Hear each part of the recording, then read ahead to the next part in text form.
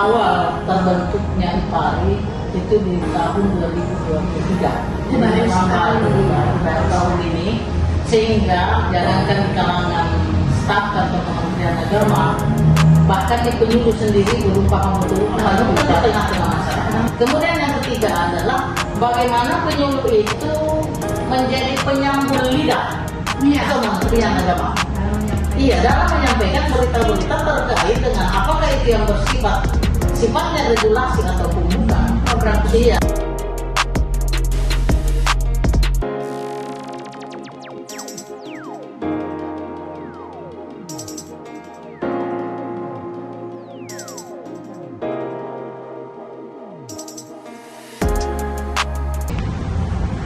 Assalamualaikum warahmatullahi wabarakatuh. Salam, selamat siang dan salam sejahtera buat kita semua. Om Swastiastu, salam kebaikan. Baik, jumpa lagi dalam tajangan perdana podcast Kementerian Agama Kota Makassar. Di tengah-tengah kita telah hadir Ketua IPARI, Ikatan Penyuluh Agama Republik Indonesia Kota Makassar, Ibu Samsia SKG MSI. Assalamualaikum Ibu. Waalaikumsalam warahmatullahi wabarakatuh. Terima kasih sudah hadir di tayangan perdana podcast Kementerian Agama Kota Makassar. Baik Ibu, tadi saya menyebutnya IPARI, Ikatan Penyuluh Agama Republik Indonesia. Setahu saya yang selama ini itu yang saya tahu adalah Pokjalu. Ibu mungkin bisa menjelaskan sedikit apa sih perbedaannya IPARI ini dengan Pokjalu itu sendiri. Silakan Bu. Makasih. Awal terbentuknya IPARI itu di tahun 2023. Jadi baru tahun ini, sehingga jangankan di kalangan staf atau Kementerian Agama, bahkan di penyuluh sendiri belum paham betul apa itu IPARI. Karena masih baru. Iya, masih baru sekali, belum sampai berapa bulan. Yang awalnya itu Pokjalu, Kelompok Kerja Penyuluh Agama Islam. Nah, sekarang, ya, kalau Pokjalu, Kelompok Kerja Penyuluh Agama Islam. Iya. Nah, sekarang itu melibatkan seluruh komponen agama. Oh, jadi IPARI ini semua penyuluh Betul. agama ada. Jadi sudah tidak ada lagi label agama Islam. Iya, tidak. Tapi seluruh penyuluh yang bernama di naungan Kementerian Agama maka masuk di pengurus IPARI. Oh, oke. Baik, IPARI berarti ini merupakan wadah bagi penyuluh agama, semua penyuluh agama, bukan saja hanya sebagai penyuluh agama Islam saja. Ya, Seperti itu. Baik, saya ada pertanyaan buat Ibu. Sejauh ini apa sih perannya penyuluh itu sendiri, terutama Ibu penyuluh agama di Kota Makassar? Dari kacamata Ibu selaku Ketua IPARI. Ya, terima kasih. Ada 3 hal yang perlu barangkali saya paparkan di sini, bahwa peran penyuluh pertama adalah pembimbing di tengah-tengah masyarakat. Pembimbing. Ya, di tengah-tengah masyarakat, baik itu dalam skala religius maupun dalam skala yang lain. Dalam artian, karena kita kan banyak kerjasama dengan atau kolaborasi dengan instansi-instansi yang bukan notabene dari Kementerian Agama. Stakeholder lain. Kemudian yang kedua, peran penyuluh yang selama ini saya rasakan adalah menjadi panutan di tengah-tengah masyarakat. Karena iya betul sekali. Karena kenapa? Kalau penyuluhnya yang tidak kelihatan, bagaimana masyarakat, siapa sebenarnya yang mau diikuti? Iya. Nah, kita ini adalah penyuluh suluh, obor, penerang. Nah, kalau penyuluh ini berada di tengah-tengah masyarakat dan sangat sangat memberikan sesuatu yang dibutuhkan, garda terdepan Kementerian Agama. Tapi kadang saya bermain bahwa garda terdepan Kementerian Agama mungkin bisa saja membawa juga menjadi sasaran tumbak terdepan. Kenapa? Karena terjadi kesalahan di penyuluh mengakibatkan kan nama Kementerian Agama bukan saja membawai bahwa itu penyuluh, tetapi yang muncul adalah institusi Kementerian Agama di mana penyuluh itu berada. Iya. Jadi peran penyuluh sebagai pembimbing dan sebagai panutan di tengah-tengah masyarakat. Kemudian yang ketiga adalah bagaimana penyuluh itu menjadi penyambung lidah Kementerian Agama. Iya, dalam menyampaikan berita-berita terkait dengan apakah itu yang bersifat sifatnya regulasi ataupun bukan. Program Kementerian Agama, apakah itu dia masuk pada moderasi beragama atau masuk pada program lain. program si halal yang sekarang lagi ngetren. Iya. Itu diwajibkan setiap penyuluh itu untuk mendapatkan satu orang, satu pengusaha yang harus diinputkan untuk mendapatkan NIB-nya. Dan itu penyuluh-penyuluh yang sudah mendapatkan sertifikat pendamping P3A. Oh, jadi tidak semua penyuluh, Tidak semua. Ini kapasitas untuk melakukan. Tidak semua. Hanya yang bersertifikat saja.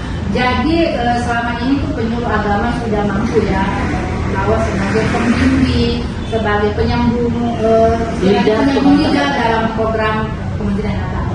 Nah, berbicara mengenai program Kementerian Agama, ada salah satu program Kementerian Agama yang menjadi suatu fenomena nasional, boleh dikatakan seperti itu, terkait dengan moderasi beragama. Nah, bagaimana peran penyuluh agama selama ini menurut Ibu Cia, wakil ketua IPARI ini, terkait dengan program moderasi beragama ini, Bu? Ya, saya kira cukup bagus ya dan menantang. Saya sebagai ketua Pokjalu sudah hampir beberapa mengikuti tentang moderasi. Salah satunya penguatan moderasi, pelopor moderasi. Sudah diikuti semua? Alhamdulillah sudah bisa jadi. Dan alhamdulillah menjadi penilaian pada saat saya ujian kompetensi kemarin. Iya, dengan pertanyaan itu cuma 4. Salah satu regulasi yang dimunculkan Pak Kasudin adalah bagaimana tentang pembentukan kampung moderasi beragama. Betul. Dan ini suatu momen sebenarnya untuk memperkenalkan siapa itu penyuluh dan apa itu di Kementerian Agama. Nah, ini sebenarnya momen kita bikin dan cukup bagus. Dan hampir semua kecamatan sudah meluncing tentang kampung moderasi beragama di Makassar. Kebetulan saya adalah sekretaris untuk tingkat Kota Makassar yang diketuai langsung oleh Kepala Seksi Bimas Islam, Bapak Dr. Haji Tongko MHI. Jadi itu partner saya dalam melaksanakan tugas-tugas berkaitan dengan moderasi beragama. Jadi peran penyuluh dalam moderasi beragama itu terlibat langsung dalam pembentukan atau launching KMDI ya, kampung moderasi beragama. Maka di setiap kecamatan memang di regulasinya yang dari pusat itu setiap sekretaris itu memang harus penyuluh. Ketuanya itu adalah kepala kawah. Ketuanya kepala kawah dan penyuluh betul. Ekspesio, Bu. Betul. Begitupun di tingkat kota, ketuanya kasih Bimas. Yang diambil sekretaris adalah ketua IPARI-nya. Iya, jadi siapapun ketua IPARI harus menjadi sekretarisnya kasih Bimas. Dalam jabatan sekretaris IPARI. Karena memang sudah terekam di situ di regulasi. Sudah ada regulasi yang sebagai bentuk itu. Iya, betul. Baik, Ibu. Kemudian apa sih selama ini ketika Ibu sebagai seorang penyuluh dan rekan-rekan penyuluh yang lain ketika berbaur di masyarakat, kendala apa yang Ibu rasakan selama ini yang menjadi boleh dikatakan sebagai batu sandung atau dan jarang lah ketika Ibu melaksanakan tugas dan fungsi sebagai seorang penyuluh? Ya, saya kira kendala yang tidak bisa dipungkiri dimanapun kita berada adalah karena terjadinya perbedaan di antara kita dan masyarakat. Sehingga itu saya kira tantangan paling berat menurut saya. Tapi saya sering katakan kepada teman-teman penyuluh bahwa di mana ada perbedaan, maka di situ sebuah jalan untuk kita lebih dewasa ke depan. Nah, itu satu tantangan. Kemudian yang kedua, tantangan kita penyuluh sebagiannya adalah belum kreatifnya itu dalam hal memanfaatkan media-media IT, media-media teknologi, sehingga seharusnya itu sangat bagus kita pakai kalau seluruh penyuluh bisa melakukan itu.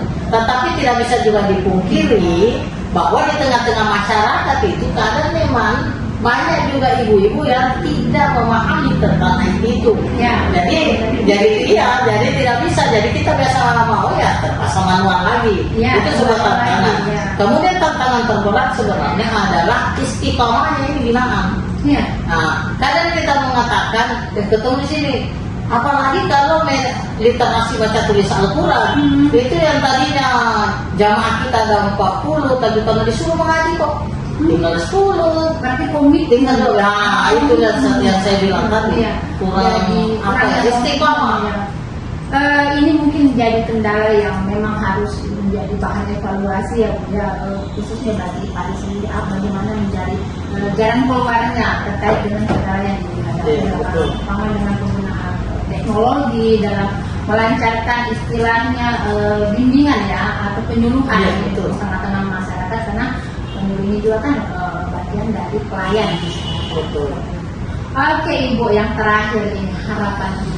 Tentunya harapan Ibu sebagai seorang penyuluh, bagaimana sih ke depannya agar Ipari ini lebih banyak berkontribusi dalam melakukan pelayanan. Ya, terima kasih. Berbicara tentang kontribusi penyuluh ke depan, saya kira yang pertama adalah bagaimana meningkatkan kolaborasi kerja Kolaborasi. antara penyuluh agama dengan penyuluh KB atau lintas sektoral. Jadi itu yang harus barangkali kita pakai, karena kenapa? Masuk ke penyuluh yang kita bahas tadi di aula itu tidak terlepas daripada kolaborasi. Ya, termasuk tadi aktivis dari lingkungan hidup. Salah satu tujuannya adalah bagaimana penyuluh ini bisa memanfaatkan Iya. hal yang orang tidak tahu, tetapi kita bisa memanfaatkan sebagai sebuah benda yang begitu bermanfaat, sebenarnya berharga, seperti sampah. Iya, ada peluang, betul. Ada inovasi baru di situ bisa muncul, sehingga inilah kiat-kiat saya sebagai ketua IPARI ke depan, insya Allah tidak memberikan kekecewaan barangkali kepada Bapak Kakang Kemenak Iya. Kota Makassar, karena pada saat penyuluh awal kemarin kecewa betul, hancur betul. Kenapa itu Ibu? Salah satunya itu tadi karena tidak ada persiapan kita, Ya. tinggal nunjuk saja. Begitu pertunjukan penyuluh, kamu tenang kasar saja, kamu akhirnya apa yang terjadi? Ketidaksiapan teman-teman menyebabkan dia lari dari kenyataan. Iya. Makanya saya berinisiatif ke depan tidak lagi terjadi seperti ini, insya Allah. Ya. Dan itu bukti awal tadi sudah kita kerjasama dengan pelestarian lingkungan, yang insya Allah ada 3 materi yang bisa diambil tadi: pelestarian lingkungan, kemudian peningkatan ekonomi umat. Itu bisa lewat itu tadi sampah-sampah yang kita kelola, betul, daur ulang kembali. Kemudian yang ketiga, kita memanfaatkan kepenyuluhan baru dengan melibatkan IT yang ada dari UNTAS. Itu kolaborasi. Kolaborasi. Melibatkan semua stakeholder yang memungkinkan kita untuk menciptakan sebuah peluang baru. Betul. Sungguh luar biasa. Terima kasih sekali, sangat bermanfaat bincang-bincang kita pada siang hari. Baik, demikianlah tadi bincang-bincang singkat kita dengan Ketua IPARI, Ikatan Penyuluh Agama Republik Indonesia, Ibu Sausia SPDMI. Terima kasih Ibu sudah mau hadir pada tayangan perdana podcast Kementerian Agama Kota Makassar. Jadi ada beberapa poin yang bisa dari hasil bincang-bincang kita pada saat ini, bahwa penyuluh itu adalah sebagai pembimbing dalam mengarahkan, memberikan tentang ajaran agama ya di masyarakat. Baik, demikianlah tadi, sekian dan terima kasih. Saya akhiri. Assalamualaikum warahmatullahi wabarakatuh. Om Santi Santi Santi Om. Selamat siang dan jangan lupa subscribe, like, and share. Terima kasih. Terima kasih.